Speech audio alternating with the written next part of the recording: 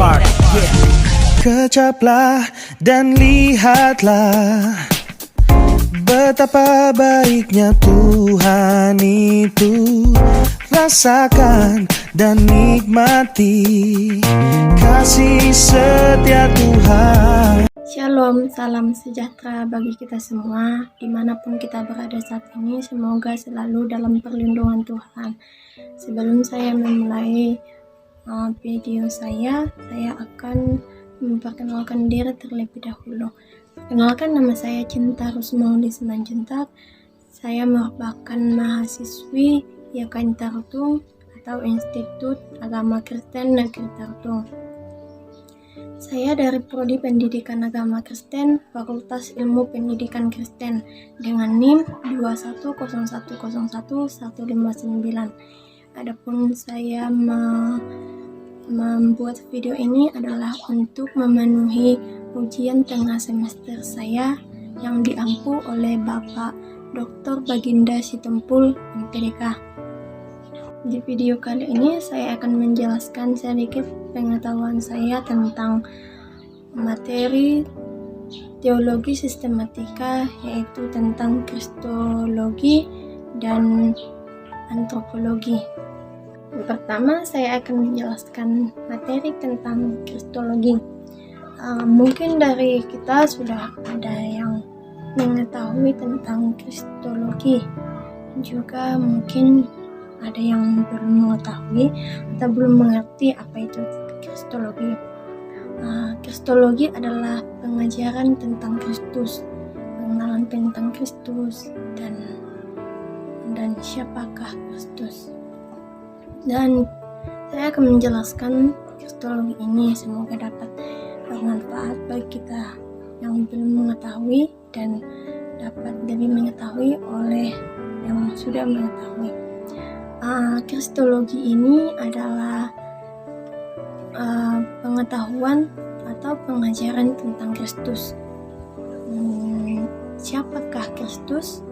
Mungkin dari kita ada yang bertanya seperti itu. Kristus adalah sebelum saya masuk ke YKN Tarutung atau Institut Agama Kristen Negeri Tarutung ini, saya mengenal Kristus ya sebagai juru selamat manusia, sebagai juru selamat manusia dari dosa yang menyelamatkan manusia dari dosa sehingga Tuhan atau sehingga Yesus rela disalibkan untuk menebus dosa-dosa manusia. Yang kedua, ada dua natur Kristus. Yang pertama adalah keilahian Kristus. Bukti-bukti keilahian Kristus yang terdapat itu pada Yesaya 9 ayat 5, itu yang berisikan nama ilahi yang dikenakan pada Yesus, itu Allah yang perkasa dalam kitab Yesaya 9 ayat 5. Yang kedua, nama Yehuwah yang tertulis pada Yeremia 23 ayat 6 dan 33 ayat 16. Yang ketiga, mempunyai sifat-sifat ilahi seperti kekal dalam Alkitab Mika ayat 5 ayat 16. Yang ketiga adalah Yesus melakukan perbuatan ilahi, misalnya seperti penciptaan, mukjizat, tertulis pada kitab Yohanes 1 ayat 3. Yang keempat, kesetaraan dengan Allah Bapa pada Alkitab Yohanes ayat 10, pada kitab Yohanes 10 ayat 30. Yang kelima, setan mengakui Yesus sebagai Allah, Matius 8 ayat 28. Yang keenam, Yesus menerima penyembahan, tertulis pada kitab Matius 14 ayat 33. Yang kedua adalah kemanusiaan Kristus. Bukti kemanusiaan yang terdapat pada Kristus yang pertama, Yesus datang sebagai manusia, terdapat pada Yohanes 1 ayat 14.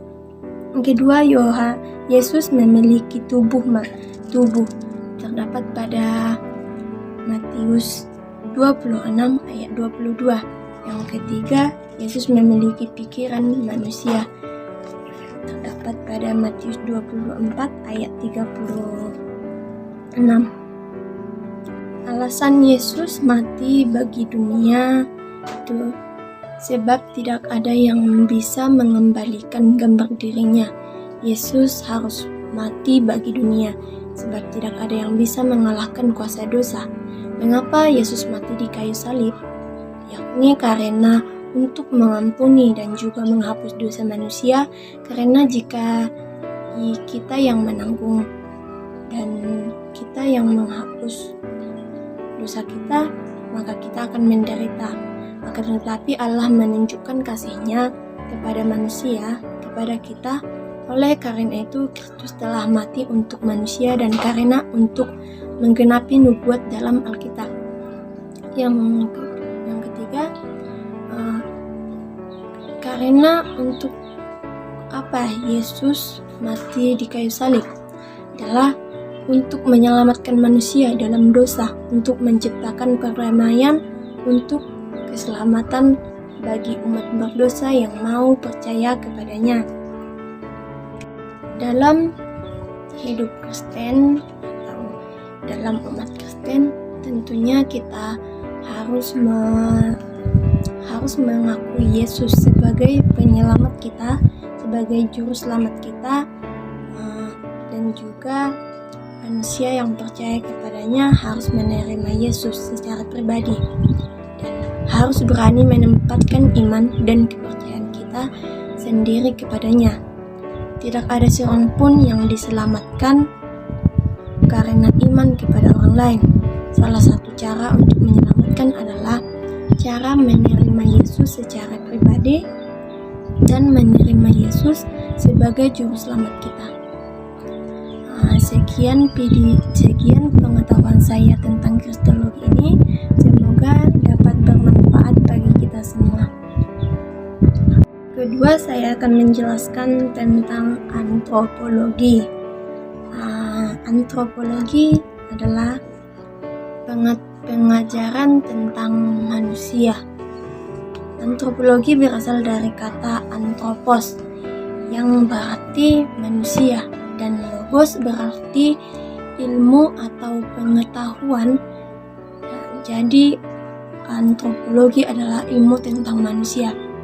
Antropologi lebih memusatkan perhatian kepada ilmu atau pengetahuan tentang asal-usul manusia, perkembangan fisik, perkembangan pengetahuan tentang asal-usul manusia dan budayanya, cara hidup, bahasa, adat istiadat, kepercayaan, dan pandangan hidupnya. Oleh karena itu, mempelajari antropologi adalah mempelajari manusia sebagai makhluk biologis dan makhluk sosial, budayanya, sehingga cakupan yang sangat luas. Sedangkan pengertian antropologi secara teologi adalah menyelidiki manusia dalam hubungan dengan Allah. Dua, manusia dan penciptaan.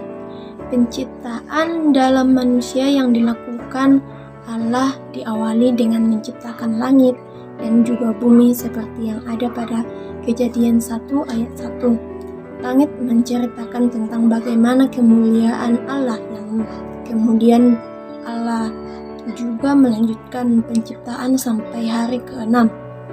Sedangkan asal mula penciptaan manusia juga merupakan keterlibatan dari Allah seperti yang sudah tertulis pada Kejadian 1 ayat 26 yang berfirman, "Baiklah kita menjadikan manusia menurut gambar dan rupa kita."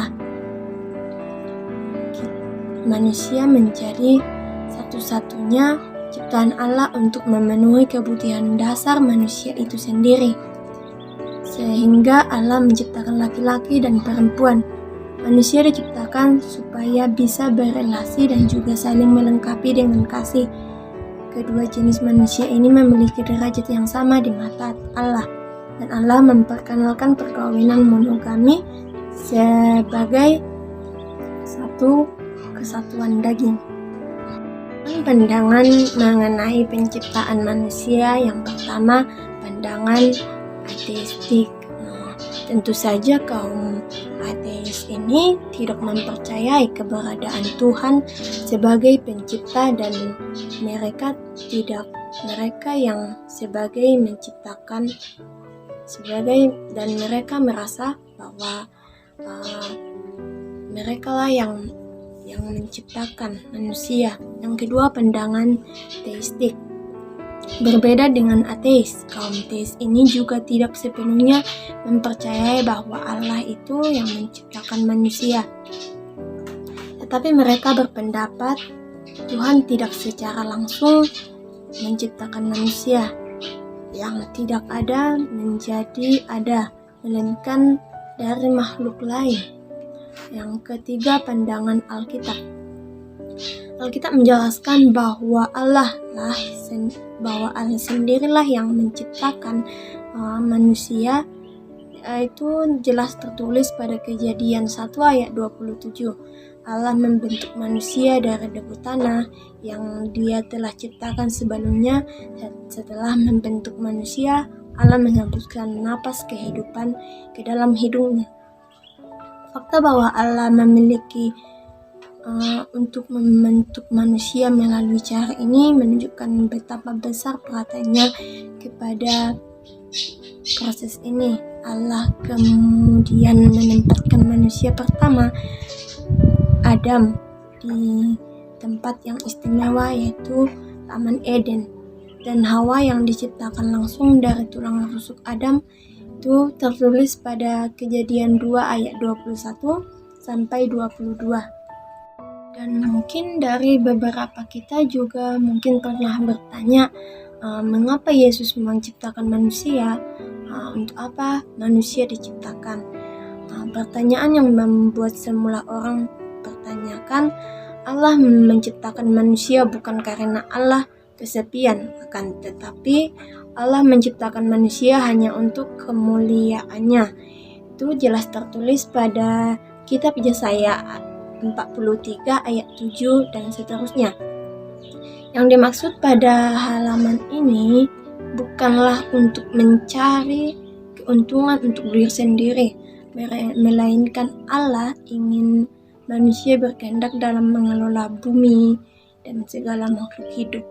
Tetapi untuk pertanyaan ini, tidak semua orang tahu mengapa Allah menciptakan manusia. Yang berikut, pentingnya doktrin manusia. Mungkin dari beberapa kita belum, atau masih ada yang belum mengetahui tentang doktrin manusia. Alasannya, pentingnya doktrin manusia yaitu alasannya karena berhubungan dengan doktrin yang lain. Manusia diciptakan atau manusia adalah ciptaan utama Allah. Memahami khusus Allah yang menjadi manusia. Pintu pemahaman doktrin yang lain, objek sekaligus subjek, titik nemu pertanyaan Alkitabiah dengan manusia. Manusia adalah pokok kajian yang berkembang dan perhatian dunia ilmu pengetahuan. Krisis pengenalan diri. Siapakah manusia? Krisis identitas dan hilangnya akar sejarah, pengalaman traumatis mempengaruhi pelayanan kita. Yang berikut, manusia sebagai hewan dan manusia sebagai makhluk seksual, manusia sebagai makhluk ekonomi, manusia sebagai bidak di alam semesta, dan manusia sebagai makhluk bebas. Dan yang berikut, natur manusia. Yang pertama, trikotomi atau trikotomi.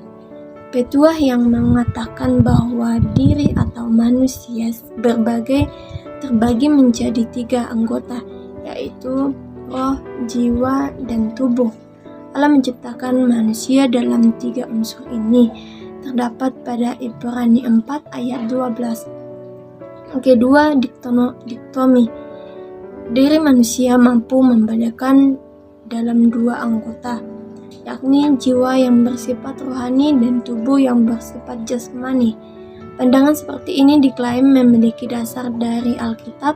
Konsep diktonomi berlainan dengan dualisme yang juga memisahkan antara tubuh dan jiwa manusia. Ketiga, monoisme. Yang dimaksud dalam monoisme ini adalah manusia yang utuh dan tidak bisa dipisahkan, karena keberadaan manusia dalam satu kesatuan yang utuh itu adalah yang ideal.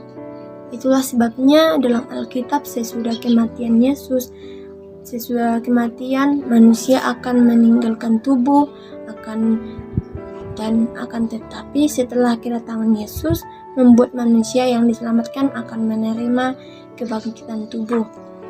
Berikut adalah tubuh dan jiwa. Kejadian 27, Tuhan terlebih dahulu membentuk tubuh, setelah itu memberi jiwa. Kebanyakan orang berpendapat bahwa tubuh adalah sumber dosa. Ini salah, karena sumber sebenarnya terdapat pada jiwa seseorang. Pada Kejadian 3, tubuh harus kembali menjadi debu, tetapi itu bukan karena bentuk asalnya, melainkan berasal dari dosa sendiri. Tertulis dalam Alkitab Kejadian 3 ayat 17 sampai 19. Hubungan tubuh dan jiwa adalah sesuatu yang tidak dapat sepenuhnya dimengerti. Jiwa memang dapat dipengaruhi tubuh, dan juga sebaliknya tubuh juga dapat mempengaruhi jiwa. Jadi kedua ini berhubungan dan harus dijaga dengan baik. Yang berikut, kehendak hidup manusia. Yang pertama, karena pada waktu membuat manusia atau membentuk manusia itu tetap dilakukan karena kehendak sendiri. Yang kedua, andai kata pun kita mempunyai keinginan untuk berbuat baik, tetapi kita tidak mampu melaksanakan itu, tidak berarti kita bebas antara dosa kecil dan dosa besar. Itu merupakan tidak menjadi penghubung atau penghalang. Yang berikut, kejatuhan manusia ke dalam dosa. Mungkin kita juga sering mendengar ini, kenapa kita bisa jatuh ke dalam dosa. Dalam Kejadian 3 ayat 1 sampai 24 bahwa dosa telah masuk melalui pelanggaran yang telah dilakukan oleh manusia ciptaan pertama Tuhan, yaitu oleh Adam dan Hawa. Penyebabnya adalah karena mereka melanggar perintah Tuhan yang untuk tidak memakan buah pengetahuan yang baik dan yang jahat. Tetapi di sini dapat disimpulkan bahwa Tuhan menginginkan manusia untuk taat terhadapnya. Dapat banyak alasan mengapa setan memakai Hawa. Pertama ialah Hawa bukan karena kepala. Kedua, Hawa seorang wanita yang menjadi alat efektif untuk menarik hati Adam ketika memakai ular, dikarenakan hewan yang paling cerdik sehingga dapat menipu segalanya yang di sekitarnya. Demikian yang dapat saya sampaikan tentang antropologi ini. Semoga kita yang belum tahu dapat mengetahui apa itu antropologi. Shalom, terima kasih.